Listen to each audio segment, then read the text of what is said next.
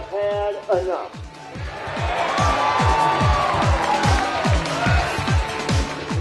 In the last 6 weeks, I have heard from more people than I have in the last 6 years about their freedom. They want their freedom, and they're asking me to stand up for their freedom. And tea parties like this say, we want our freedom. You choose to be a great generation. Everybody can choose to be a great generation, but you have to stand in the gap, and you have to put the cause above yourself. And you've heard speakers up here already who talk about marriage, who talk about life, who talk about fiscal sanity and fiscal integrity and tax freedom. But you need to put that cause above yourself, and you need to stand in the gap for life. You need to stand in the gap for marriage. You need to stand in the gap for fiscal integrity and tax sanity in this country. And when you do, you can be a great generation. But let me tell you, it's not always easy. It's not always easy. Matter of fact, I never thought when I'd go around the state speaking that an applause line would be that I believe marriage to be between one man and one woman.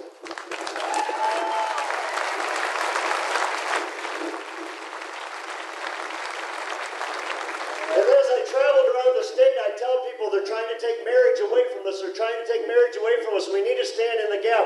And they would say, it will never happen here in Iowa. It will never happen here in Iowa. And what happened is that on April 3rd, you had a Supreme Court that went in direct conflict with the legislature that makes the law and said and redefined marriage in the state. And that's why on Monday, I asked Governor Culver, I said, Governor Culver, we need you to lead. And I'm telling you what I would do as governor. And after I tell you what I would do as governor, I need you to do it because you are the governor. But as governor, I would issue an executive order immediately that prevents same-sex marriage until the people have a right to vote on that issue.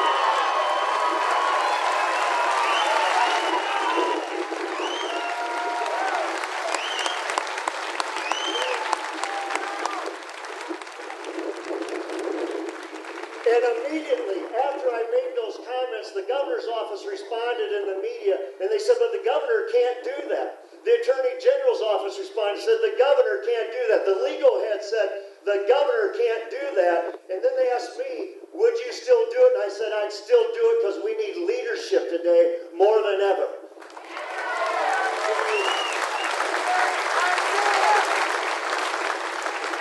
And then much to their dismay, a constitutional lawyer from the state of Virginia said, the governor can do it, and the governor should do it. The governor needs to lead on this issue.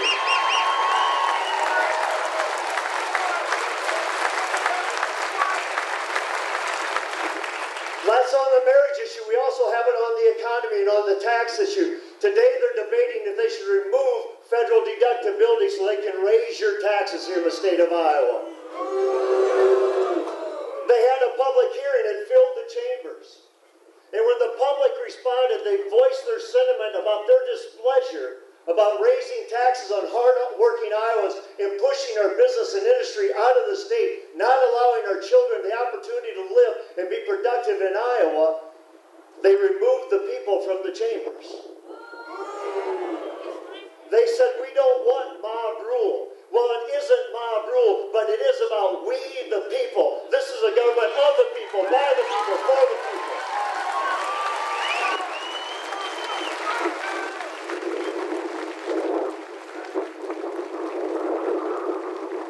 So, ladies and gentlemen, I've been invited to speak at tea parties all over the place. But I said I wanted to be at the tea party in Sioux City because, quite frankly, I wanted to get out of Des Moines. But now it's up to us. You've heard the other speakers saying, but it is up to us. It's more than just showing up at the Anderson Dance Pavilion today. It's about getting involved, getting activated, becoming engaged, giving your best. I was with a guy from Indianola. He said, Bob, I've been on the sideline for 15, 20 years, but no more. I'm giving the best. I'm taking my country back. And we need